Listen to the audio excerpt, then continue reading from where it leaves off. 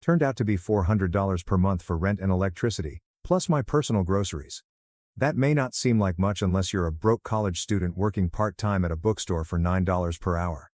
I attempted to explain, reminding them that they had covered everything for Anna, that she had never had to worry about money at school. Mom simply shrugged. "We gave Anna what she needed," she stated. "You're different. You're independent. You'll figure it out." So I did. I worked as many hours as I could at the bookshop, occasionally skipping meals to make ends meet. Every morning, I would pass past the campus coffee shop, envious of the students who could purchase lattes and pastries while I brown-bagged PB&J sandwiches and drank free coffee from the bookstore break room. I never bought a textbook at full price. Everything was used or borrowed from the library. Every month I handed over the $400 to my parents while Anna was away at her out-of-state school, living in a brand new dorm that my parents had purchased for. She contacted me once to complain about her dorm's AC not being chilly enough, and I almost lost it. I didn't have air conditioning in my automobile since I couldn't afford to fix it. My parents continued to send Anna money each month. I once overheard Mom on the phone saying, "We don't want her to struggle. College is difficult enough." I stood in the kitchen, clutching my $1 ramen noodles, wondering why none of that compassion was ever shown to me. To make matters worse, my parents were continually praising Anna for her accomplishments. She earned a 3.2 GPA in her communications department, and they threw her a lavish graduation party complete with a catered buffet and a DJ. When I graduated with a 3.9 and a computer science degree, we had a peaceful meal at home. Mom prepared lasagna and replied, "Well, we don't want to make a fuss." Looking back, I believe what stung the most was not the absence of financial assistance, but the apparent message that I didn't count as much. Anna was always portrayed as the star with potential, while I was just there. Even when I achieved it, it was overlooked. "Kate's smart. She doesn't need help," they'd say. It seemed like being capable was a curse. After college, I moved out as quickly as possible. I rented a little apartment near my first job and began living my life on my terms. It wasn't easy, but it felt great to be free of their expectations. I worked hard, lived frugally, and began saving. Meanwhile, Anna married Josh, 32 million, whom my parents adore, despite the fact that he's constantly changing jobs. They currently have 3 children, Sophia, 5F, Lucas, 4M, and baby Noah, 2M. My folks are continually bailing them out.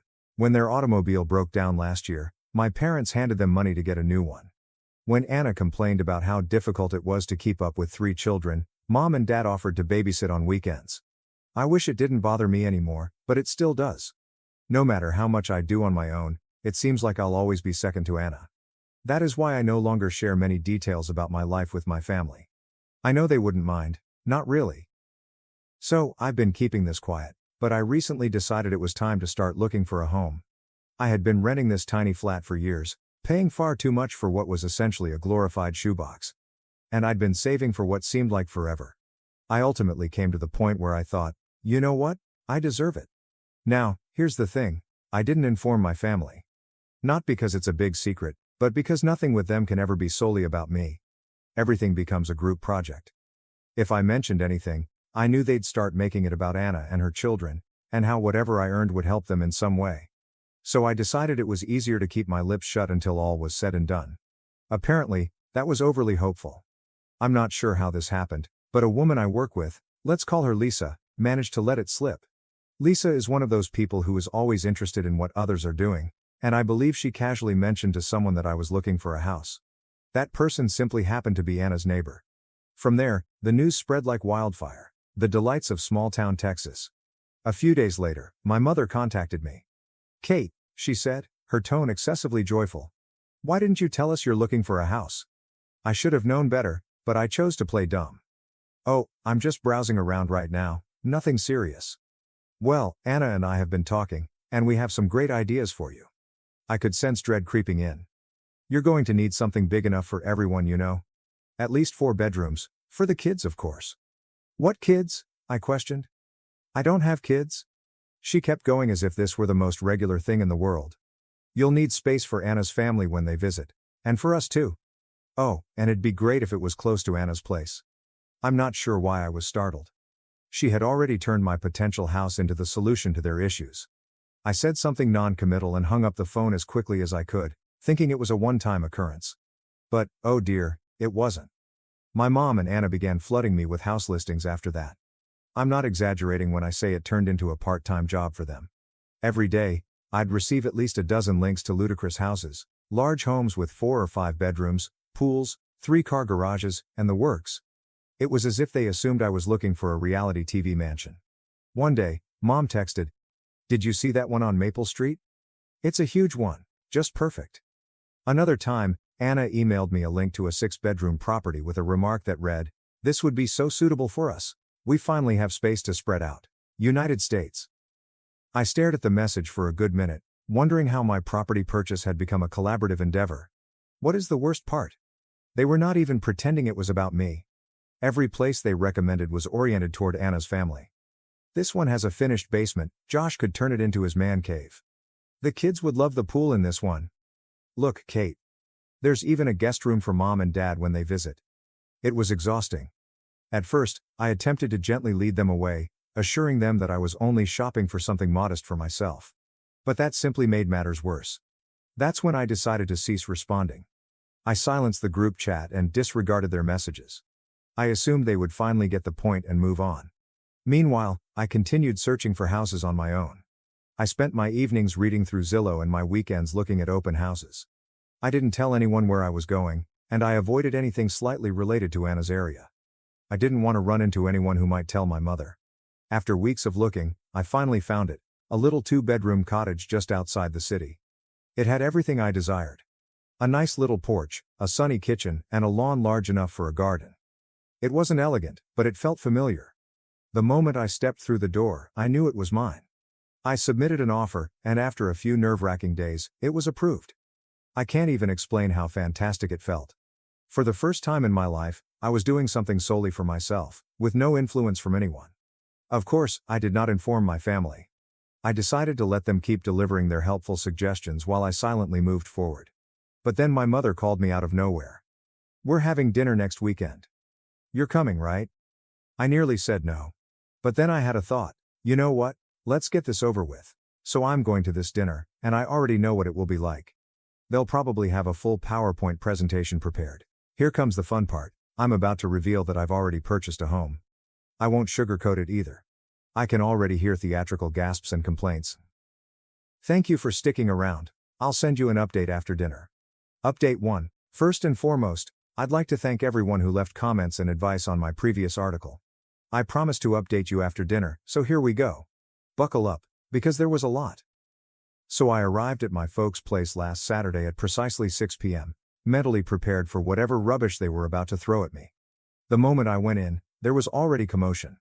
The kids were shouting, Josh was sitting on the couch watching TV, and my mother was busy in the kitchen.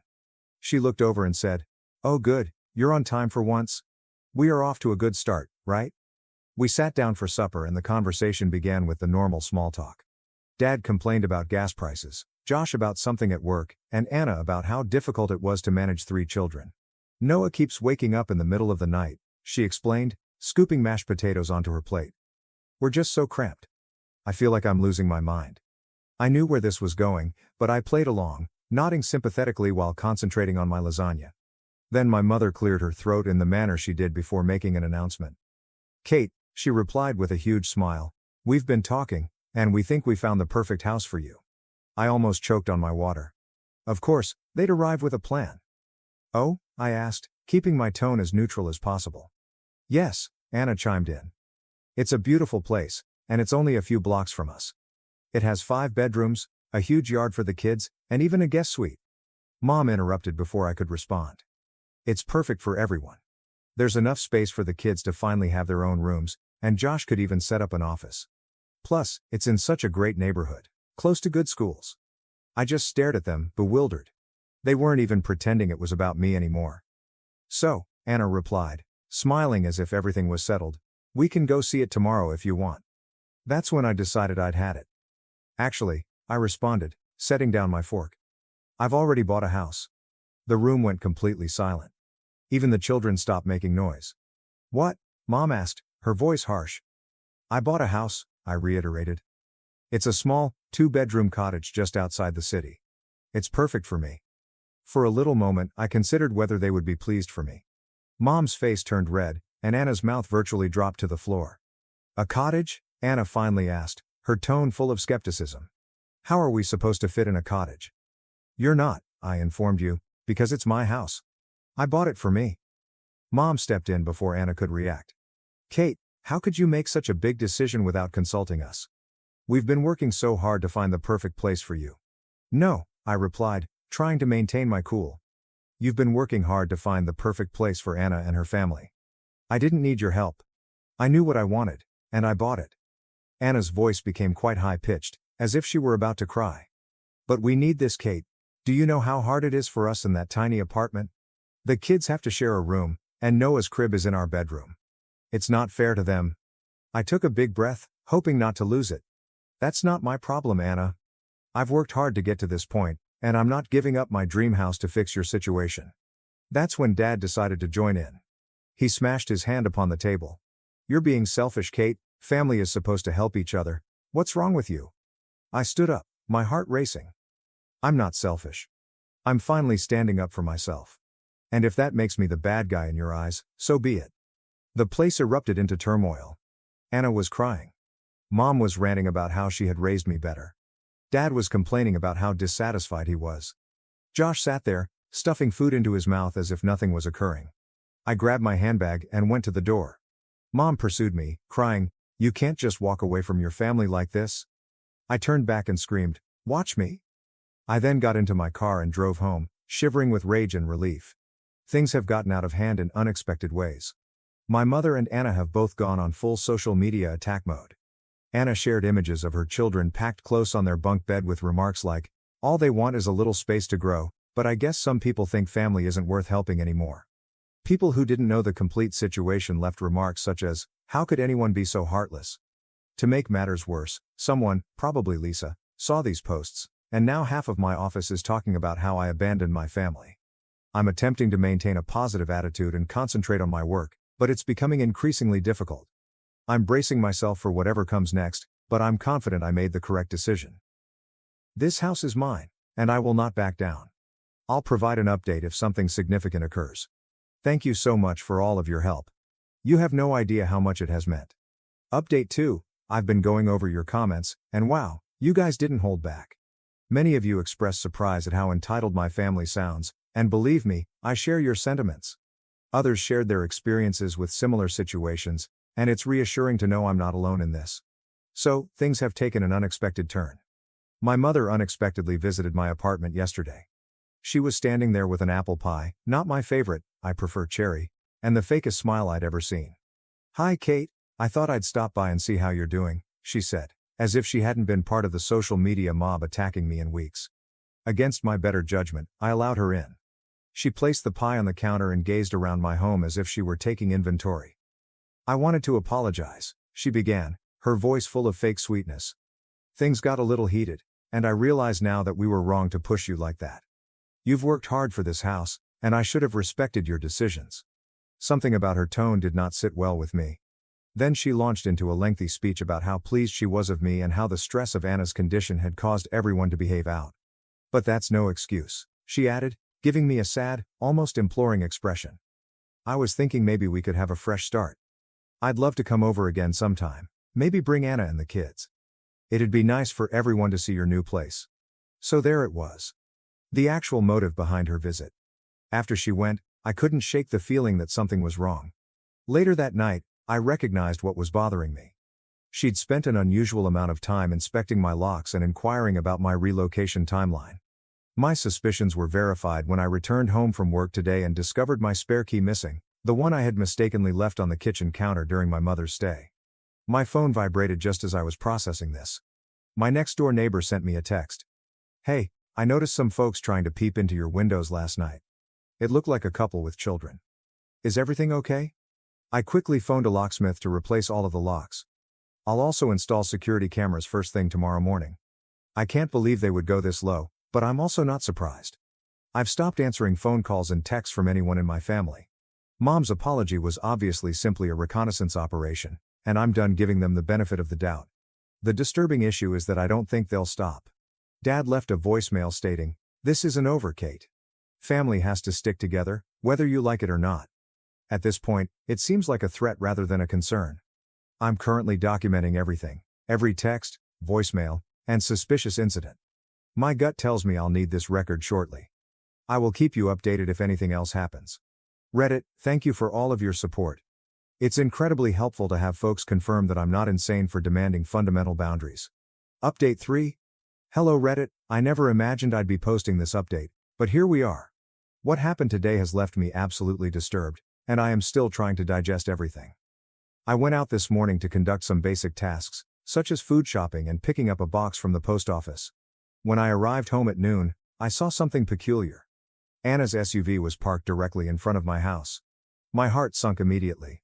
I approached the door, fumbling with my keys, and heard voices within. Anna, Josh, and the kids were at my place. The atmosphere inside was complete mayhem. Sophia and Lucas were sprawled on my couch, surrounded by munchies and toys. Noah was toddling about my living room, munching on a throw cushion. Josh was in the kitchen, looting my refrigerator, and Anna was in the sunroom, rearranging my furniture as if she were on HGTV. What the hell's going on? I managed to reply, my voice shaking from fury and disbelief. Anna looked up, unaffected. Oh hey, Kate, we figured it'd be easier to just move in while you were out. I glanced at her, trying to understand what she had just said. Move in? Mom gave us the key, she explained, nodding to the kitchen counter. We truly needed the space, and your home is ideal for us. It could have been bigger if you'd listened to us, but we'll make it happen. Josh can now have an office instead of bickering. Instead of arguing, I took out my phone and dialed 911. Seriously? Anna replied, her voice full of incredulity. Are you calling the cops on your own family? Watch me. When the cops arrived, Anna and Josh attempted to argue that because we were family, this was not a true break-in. The officers wouldn't have it. They informed them that they were trespassing and needed to leave immediately. Anna began crying, saying she didn't realize it was such a huge deal, and Josh muttered something about my being selfish as they packed away.